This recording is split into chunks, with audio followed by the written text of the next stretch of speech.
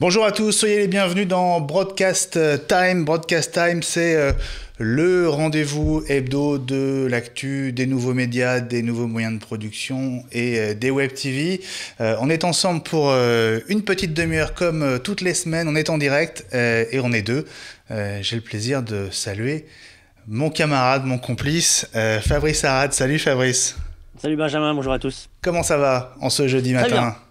Très bien. Super. Alors tu connais le programme, hein, pas de mauvaise surprise aujourd'hui. On a commencé la semaine dernière sur l'étape de mixage. C'est ce qu'on va continuer à faire dans quelques minutes, Fabrice. Exactement. Maintenant qu'on a calibré le studio, il faut partir en reportage ou partir faire un duplex ailleurs. Et du coup, il faut se préparer à être bien équipé pour pouvoir faire le son qu'il faut, car l'image sans le son, on n'a rien. Voilà, alors on va vous expliquer comment choisir sa console pour tourner en extérieur, faire des plateaux, faire du live aussi. Finalement, c'est le même matériel qu'on enregistre ou qu'on fasse du direct ou pas ? C'est exactement la même chose. La seule chose qui va changer, ça va être le lien entre ta console et ton direct. Si ton direct, si c'est un lien avec de l'IP, tu as un encodeur. Si c'est un lien satellite, tu as une valise satellite. Enfin, voilà, la seule différence, concrètement, c'est la sortie. C'est pas le début est toujours le même. Pour tourner, il faudra une caméra, un micro. Donc ça, on n'y échappe pas. Là, puis on a évidemment, quand on se balade, on a des contraintes de poids souvent, puisqu'on prend l'avion, on se déplace. Et donc, on va évidemment chercher aussi la solution la plus light, la plus légère, la plus compacte. Et souvent, la plus bidouille. Et on va voir avec toi tout à l'heure que finalement, on peut s'en sortir avec 3 fois rien. Avec 3 fois rien, oui. Et puis on va voir aussi que pour le poids light, il y a aussi des pros qui ont fabriqué des produits qui sont les Rolls du marché, sans jeu de mots, dans tous les sens du terme, la haute qualité, mais avec des hauts prix. Alors Fabrice, avant d'aborder cette deuxième partie consacrée aux tables de mixage, aux consoles audio pour les situations de reportage et les tournages en extérieur, on va dire les plateaux en extérieur, on va comme d'habitude, comme chaque semaine, prendre quelques minutes pour s'intéresser à l'actu de ces dernières heures, de ces derniers jours. Et c'est vrai que l'actu, elle regarde plutôt dans 10 jours, parce que le NAB, c'est à Las Vegas, et il va se passer beaucoup de choses. Bah oui, puis là, tout le monde prépare, tout le monde a sorti les communiqués de presse, ça tombe, toutes les heures, on en a un nouveau. Il y a une dominante quand même, on en a parlé déjà dans des épisodes précédents, tout le monde se tourne vers la 4K, on va y aller tout droit. Est-ce que ça sera prêt pour tourner tout de suite ? Pas sûr, mais en tout cas, on y va, ça c'est sûr. Alors à propos du NAB, Fabrice, y a une grande nouvelle, maintenant c'est officiel, Watch TV va y être, et depuis quelques minutes sur l'antenne, il y a une bande-annonce qui tourne. Je te propose qu'on la regarde ensemble, tu veux bien ? Avec plaisir. Allez, c'est parti. Le NAB 2014 à Las Vegas, comme si vous y étiez, c'est du 7 au 10 avril sur Watch TV. Pendant 4 jours, Las Vegas devient la capitale mondiale du broadcast et de l'image numérique avec une superstar, le 4K, de nouvelles caméras, de nouveaux écrans, tout pour le studio, l'encodage et le streaming. Je vous donne 2 rendez-vous sur l'antenne de Watch TV. D'abord, toute la semaine, à l'heure pile, la Minute NAB, selon un principe simple, 1 minute égale une nouveauté. Et puis ne ratez pas le numéro spécial de Broadcast Time depuis Las Vegas. Première diffusion, jeudi 10 avril à 11h du matin, heure française.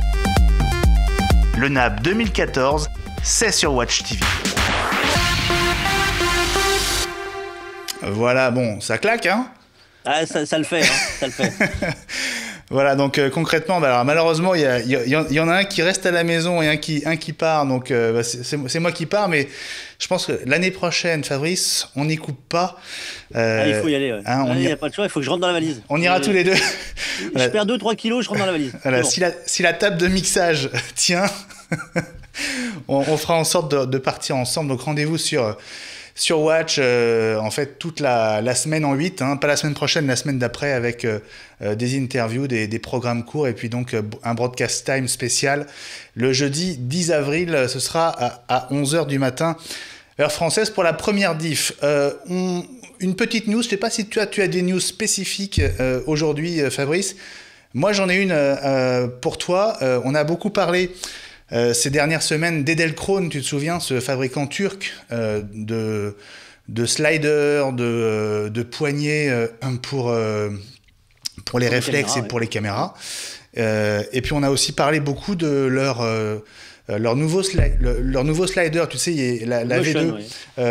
Ce slider qui fait des trucs assez incroyables puisque il se décale sur finalement un bras assez court qu'on voit là à l'image, et le système décuple en fait la longueur du slider. Alors ça c'est le slider, on va dire, seul.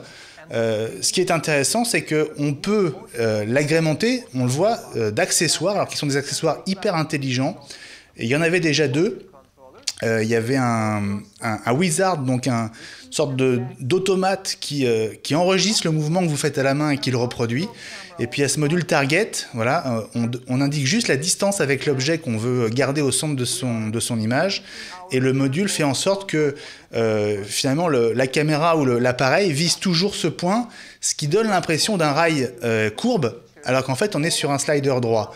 Et puis il y a un nouveau boîtier qui vient de sortir, l'annonce a été faite il y a quelques heures. Il s'appelle le Craft. Alors je vais te montrer juste brièvement ces trois caractéristiques.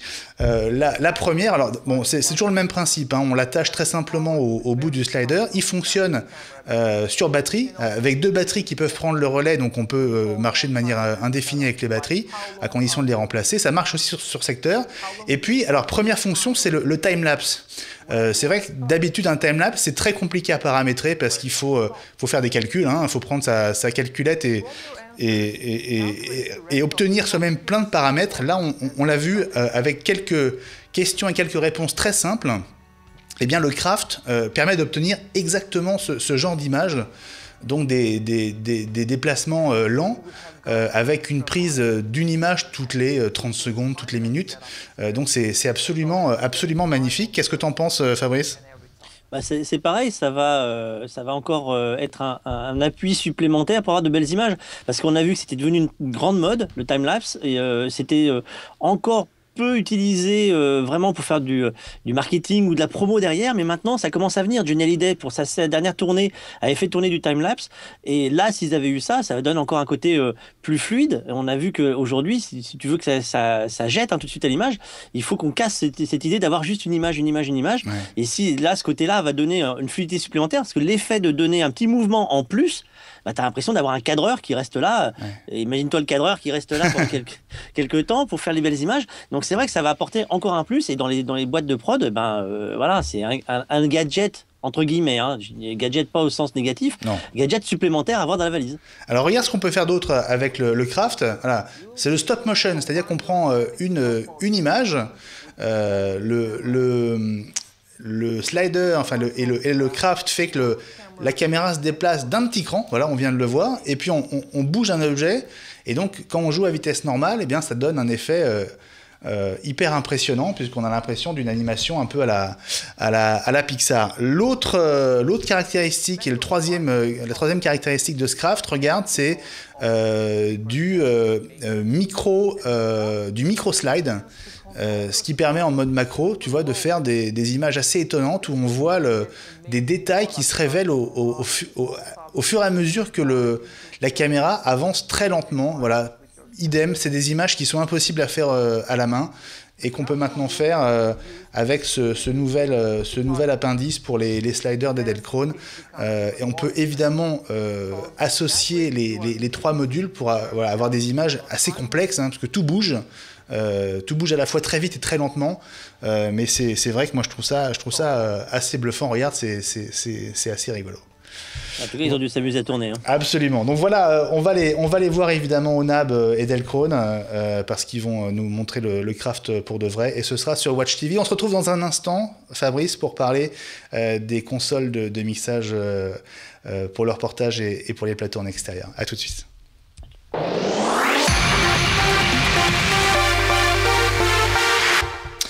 Broadcast Time, c'est votre rendez-vous hebdo sur Watch TV consacré aux nouveaux médias, aux nouveaux moyens de production et au Web TV. Fabrice, comme promis, on va s'intéresser maintenant à ces consoles audio pour le reportage. Explique-moi un petit peu quelles sont les contraintes qu'on a dans ce genre de situation.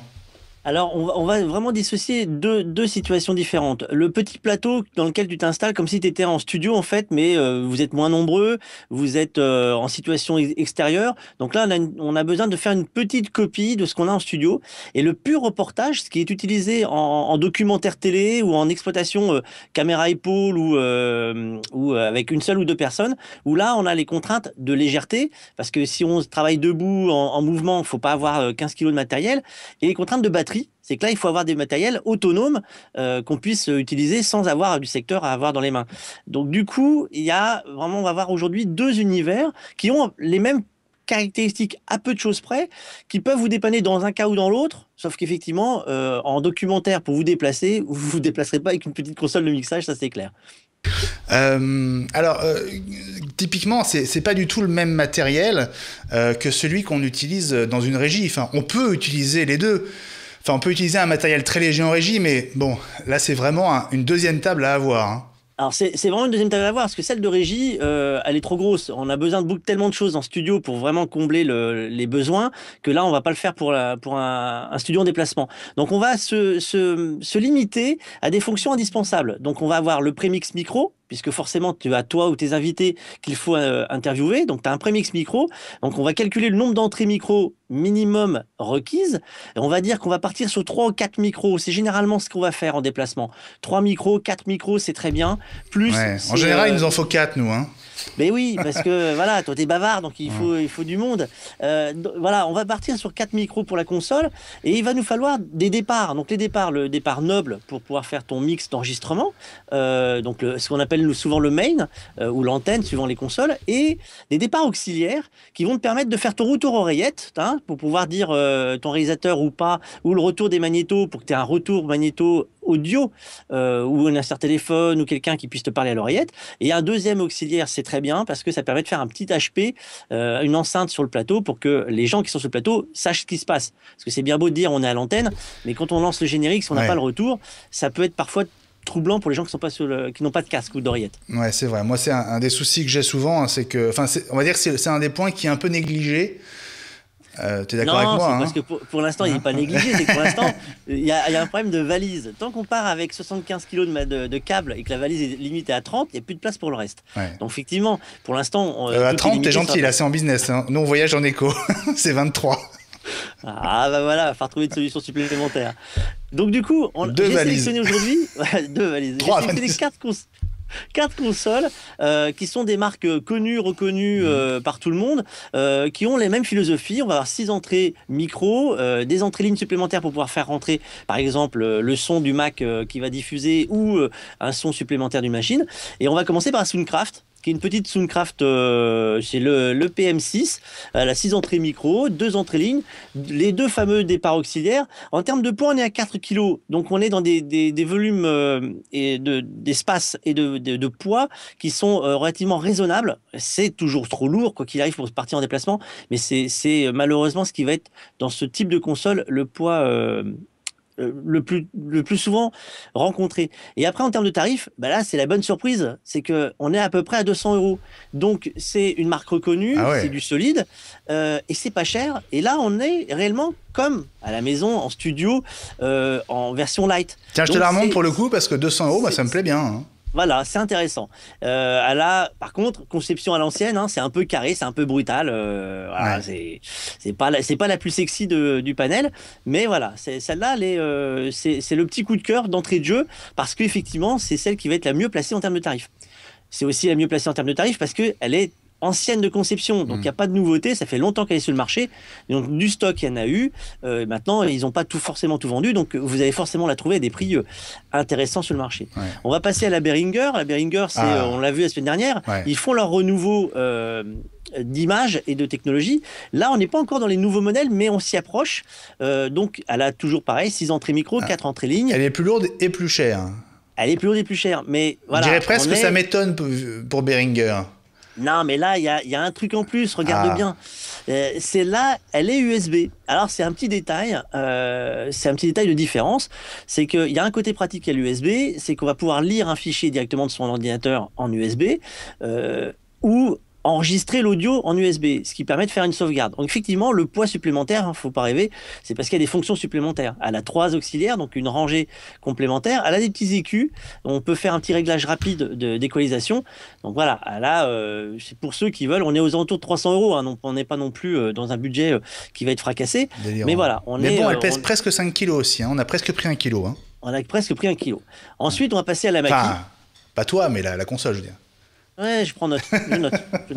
Attends que tu reviennes, toi. On va passer à la Mackie Pro FX12. FX parce que ça veut dire qu'elle a des effets. On est à peu près dans la même gamme que la, comment ça s'appelle, la Behringer. Ouais. On est toujours sur 6 entrées micro, 4 entrées ligne, 2 départs auxiliaires. On est redescendu un peu en poids. On est à 4 kg à peu près, 4 kg 100. On est aux alentours de 400 €. Alors tu vas me dire, là on monte en prix. Bah oui, on monte en prix parce qu'effectivement, on était sur des produits de gamme un peu au-delà en qualitatif. Les préamps micro sont plus efficaces. Donc on sait aussi qu'on ne peut pas non plus que se baser sur le prix parce qu'à un moment ou à un autre, il faut faire très attention à ce qu'on va mettre. Si on branche un micro dans des mixettes qui n'ont pas du bon répondant, on aura des mauvaises surprises. Ouais, je pense que ça m'est arrivé. Je pense aussi. Je pense que ça m'est arrivé. Donc je suis très sensible à ton argument. Ensuite, on va passer à Yamaha, qui est toujours, on reste dans les marques qu'on a vues déjà la semaine dernière. Yamaha est une bonne surprise, hein, la MG12, qui est dans les renouveaux des consoles Yamaha, qui est un peu moins austère qu'avant. Elle a des jolis coloris, elle va plaire aux jeunes geeks, hein, on va dire, parce que c'est des coloris un peu à la mode. 6 entrées micro, 4 entrées ligne, 2 départs auxiliaires. Le poids, on est aux alentours de 4 kg, on ne peut pas vraiment faire mieux sur ce genre de technologie. Ouais, c'est ce que je me demandais. Ben, on peut pas tellement faire mieux parce que les boîtiers pour assembler le matériel, il faut bien elles font 30 cm de large, 50 cm de haut à peu près. Il n'y a pas tellement de solutions, hein. Il faut bien rentrer tout ça et le boîtier, même si tu l'allèges en plastique, en ce que tu veux, comme t'as pas de solution. Il y a au moins 1 à 2 kg de coque simplement. La coque vide, c'est déjà ce poids-là. Donc on est aux alentours de 300 €. Donc c'est aussi une bonne surprise, c'est que là, on reste dans des prix qui sont ciblés entre 200 et 300 € et 400 € pour la Mackie. Donc c'est des budgets raisonnables. Là, on est d'accord qu'on peut faire un vrai plateau. Alors la Yamaha a des fonctions intéressantes, c'est le petit bouton on/off. On les voit, ils sont jaunes un petit peu au-dessus. C'est intéressant pour couper les tranches plus rapidement. Voilà, c'est les côtés. Chacun va pouvoir se faire son idée en fonction. Il faut les voir, hein, les consoles, avant de faire son choix. On reste, quoi qu'il arrive, sur à peu près la même gamme de qualité audio. Pas trop de mauvaises surprises. D'autres diront que Behringer n'est pas forcément la meilleure du panel, mais beaucoup aiment bien travailler avec elle, donc on va pas non plus l'enlever pour ça. Donc là on est dans cette gamme de petites consolettes, de consolettes. Ah ouais, moi j'aime bien ce mot-là. C'est vrai que tu as tellement l'habitude des engins monstrueux que... Figure-toi que ça dépanne. Faut pas oublier que ça, typiquement, je pense que toutes les grandes radios, tous les bons preneurs de son ont une console comme ça qui reste. Alors ils vont avoir des gammes différentes parce que dans ce type de console, j'ai pas mis dans le panel les consoles qui ont la même catégorie, la même gamme au prix pro, parce qu'on a des marques Sonosax par exemple qui est suisse, où là on est dans des prix largement au-dessus. On arrive à des consoles à 5 000, 6 000, 7 000 € qui ont le même gabarit. La grosse différence, c'est que là on est sur du préampli pro avec moins de souffle suivant les boîtiers, moins de fonctions différentes. Donc on est dans c'est la différence entre le pro et l'amateur éclairé. Nous, ça va nous suffire aujourd'hui parce qu'on n'a que 3 micros. Après tout, on n'est pas dans la même problématique que des radios pro qui vont être dans l'audio pur. Il faut que l'audio soit béton. Donc on n'est pas obligé pour l'instant d'aller acheter des consoles à 7 000 €. Bon, alors, je crois qu'il en reste, hein, dans ta sélection. Hein, parce que, il y a une question subsidiaire qu'il faut que je te pose à la fin parce que je ne te l'ai pas posée la semaine dernière. Donc, fais-moi penser à la question subsidiaire. On continue avec quoi, Fabrice? On va faire les vraies petites consoles de reportage. Parce que là, on a vu, c'est un plateau, c'est du courant obligatoire. Elles ne sont pas sur batterie. Donc là, on va faire un tour rapide des petites mixettes, des mixeurs. Ils appellent ça les petits mixeurs. Et alors, c'est vraiment mixeur. C'est-à-dire que tu as des fonctions plus basiques. Tu as la petite Roll CMX124, qui est un petit boîtier. C'est des Américains qui ont fait ça. C'est un mix de micros. Tu rentres tes 4 micros et ça sort tes 4 micros mixés. C'est basique, ça coûte entre 100 et 200 €. C'est basique, mais ça marche bien. Voilà, c'est sur pile, tu as 2 piles, tu branches tes micros, terminé. Tu as derrière la Sound Device 302. Là, on rentre dans une gamme professionnelle. Ouais. Donc, tous ceux qui font de la télévision aujourd'hui, les ingé sons de télévision, ont ce type de produit. Ah ouais, ça me dit quelque chose. Hein, ouais. Ah oui, parce que ça a été, en plus, c'est quelque chose de très solide, qui est très bien fait, c'est simple. Tu as un petit vumètre qui te permet de t'indiquer tes niveaux. Tu as des pannes, tu peux faire du panoramique et autres. Et voilà, toutes les fonctions sont minimales. Par contre, on est en termes de prix, on commence à monter. On est plutôt dans les 700-800 euros juste pour les 3 micros. Donc, et on n'a pas le retour oreillette. Hein, donc, c'est juste pour faire du mix. On a la Fostex, la DC302. On est dans une gamme équivalente, on va dire, à peu près. Hein. Ils sont plus dédiés normalement au studio. Donc, ils ont fait un mixeur portable, en fait, pour sortir des studios. Fostex, au départ, c'est japonais. C'est depuis sous fleuron américain. C'est du bon, c'est du propre, mais c'est dédié généralement au studio. Donc, il y a un côté un peu plus fragile. Pour l'avoir eu dans les mains, on se dit qu'il faut pas tomber avec. Quoi. Ça, c'est clair. C'est peut-être pas la bonne idée, quoi. Après, on a Azden. Azden, c'est, on va dire, assez particulier parce que je me suis rendu compte en regardant leurs fiches qu'ils sont pas si jeunes que ça. J'ai jamais entendu parler Azden, tu vois. Et ben voilà, tu vois, c'est. J'ai perdu ma fiche du coup. Moi, je dirais inconnu au bataillon, mais. Et ben ça fait 30 ans. Ça fait 30 ans. Ils ont fait des tas de produits. Ça fait maintenant, par contre, un peu moins de 10 ans qu'ils font des produits audio. Ouais. Et là, en fait, t'as l'impression de voir des copies d'autres produits. Et effectivement, ça ressemble à tous les produits qui existent. Donc là, tu remarqueras, si tu prends le boîtier de Sound Device, tu as à peu près les mêmes fonctions d'un modèle existant, sauf qu'il est 4 fois moins cher. Donc là, on est à 700 € pour avoir 2 micros de plus que la version de la Sound Device. Donc on est dans des produits qui là, sont ultra portables sur batterie autonome, mais on reste dans du produit de mix micro. C'est-à-dire que c'est bien quand vous faites du documentaire, du déplacement, du tournage rapide de 3 micros sur un salon du NAB, par exemple. Par exemple, je sais pas pourquoi tu dis ça. Par exemple. Je vois pas. Et maintenant, il y a une touche cocorico. Parce que figure-toi que c'est bien, on fait des mixettes et autres. Il y a peu de gens maintenant qui fabriquent en France. On essaiera de faire le tour des fabricants français à un moment. Et je suis allé toquer à la porte il y a pas très longtemps de mes voisins. Ils sont dans la région parisienne. C'est AETA. AETA Audio, c'est un fabricant français au départ spécialisés dans les codecs, c'est leur métier premier, savent faire des liaisons, toutes les liaisons des stades de foot pour les radios pendant des années ont été des produits AETA. Aujourd'hui, il y a des concurrents qui débarquent, mais ils sont encore très là. Et ils ont un produit audio tout neuf, il a à peine 1 an, c'est la Formix. La Formix, c'est une... voilà, je vais essayer de te la présenter correctement. C'est... mais je crois qu'on a même une vidéo ou des photos. Oh là, mais... tu préfères me garder. Je voulais être sûr que tu l'avais en vrai. Non, je l'ai, regarde, elle est là. Elle est belle. À l'envers, mais elle est belle. Excuse-moi, je l'ai là. Donc voilà, là on est dans du vrai pro, hein, attention, hein, c'est la batterie qu'on peut installer, c'est batteries classiques standards hein, de notre métier. On a des entrées analogiques et digitales, on a des sorties digitales, on a les fonctions supplémentaires, c'est que là, c'est un enregistreur multipiste. Alors, il existe en version mixeur seulement et version mixeur et enregistreur multipiste. Donc, on est dans du haut de gamme, ça, faut pas l'oublier. Donc, en termes de tarifs, on va partir à partir de 3 000 € et on va arriver jusqu'à 5 ou 6 000 € hors taxe. Mais elle a des fonctions qui sont intéressantes quand on a un peu les moyens. Mais oui, mais elle fait que 2 kilos. Ah, oui, bon. Elle fait 2 kilos.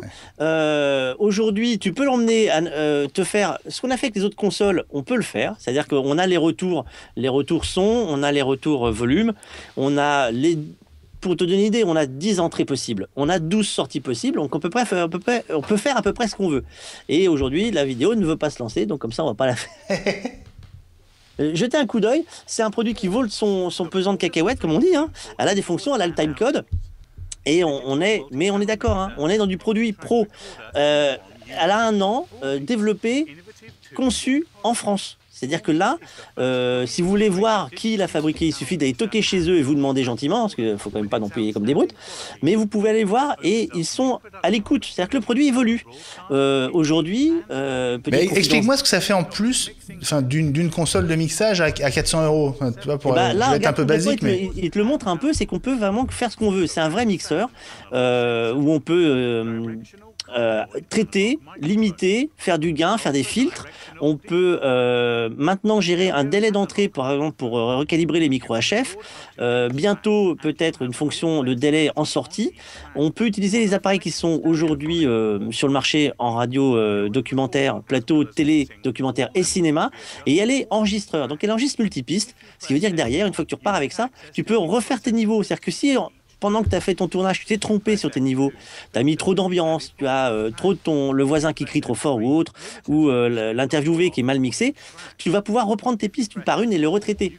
Donc on est vraiment dans de la fonction, voilà, on n'est pas effectivement dans la petite mixette de reportage. Ouais. Mais ça me fait penser, bon, assez loin, mais un peu au Nagra, un petit côté Nagra. On est dans le côté un peu Nagra. On va dire que les deux vont être concurrents. Ah bah surtout comme ça, alors surtout en bandoulière comme ça. Voilà, exactement. On va être concurrents dans la fonction aujourd'hui entre le Nagra et la Formix. Ça, c'est clair. Mais on fera une présentation de ces produits, un de ces quatre, parce que il y a chacun a sa spécialité. Tu sais quoi, moi je passerai bien une demi-heure avec le papa de cet engin dans un prochain numéro.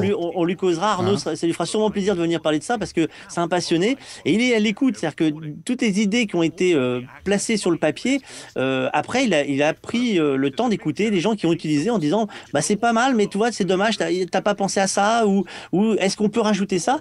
Et aujourd'hui, elle fait sa petite entrée dans le cinéma. C'est-à-dire que maintenant c'est un produit qui va prendre de l'envergure.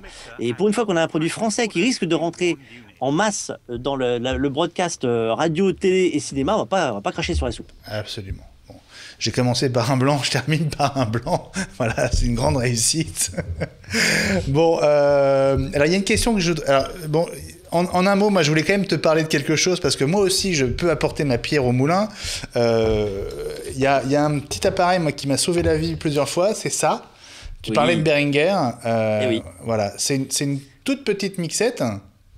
Alors c'est typiquement le produit bidouille et le petit couteau suisse qui sauve le coup. Voilà. C'est que ça prend pas de place, c'est très léger, ça coûte pas cher et c'est effectivement le jour où tu es dans la panade, ben c'est ça qu'il faut sortir. On est d'accord. On rentre 4 micros en jack, on sort et on fait les volumes comme ça. Bon, il y a mieux, mais ça sauve la vie. Et puis, tu parlais des consoles Mackie tout à l'heure. Voilà celles qu'on utilise, celles qu'on utilisait en tout cas jusqu'à maintenant sur les extérieurs type CES, etc. Bon, elle a un gros défaut, c'est qu'il n'y a que 3 entrées micro ici. Moi la Mackie que tu m'as montré tout à l'heure me plaît bien. J'ai quand même une question, Fabrice, je te l'ai pas posée la semaine dernière. Quelle est la console que tu choisis dans celle que tu nous as montrée? Il faut que tu te mouilles. La Soundcraft. La Soundcraft. C'est du dur, c'est du solide, il n'y a pas de mauvaise surprise. Voilà, 200 €, 4 kilos et on a 6 entrées, bon c'est bien pour nous ça. Exactement. Voilà. Et du coup, la question de la semaine dernière, c'était la même, mais c'était sur les consoles pour la régie. Écoute, je serais bien tenté par la X32 de chez Behringer, parce qu'effectivement, là, ils nous ont bluffé, ils ont fait vraiment un très beau produit. Et connaître les autres par cœur, celle-ci est intéressante à développer. Ouais. Et c'est vrai qu'elle sait à peu près tout faire, ce qui est assez étonnant pour Behringer, puisqu'ils ont surpris tout le monde avec cette console. Merci Fabrice. Alors, on se retrouve encore une fois avant le grand saut à Vegas. On se retrouve jeudi prochain, très concrètement. 11h, 11h30 sur Watch TV pour la première diffusion en direct. Et puis, dans 15 jours, ce sera le grand rendez-vous au NAB depuis Las Vegas. Salut Fabrice. À bientôt. Passe une très belle journée. Belle journée à vous aussi sur Watch TV. Et à très vite. Salut à tous.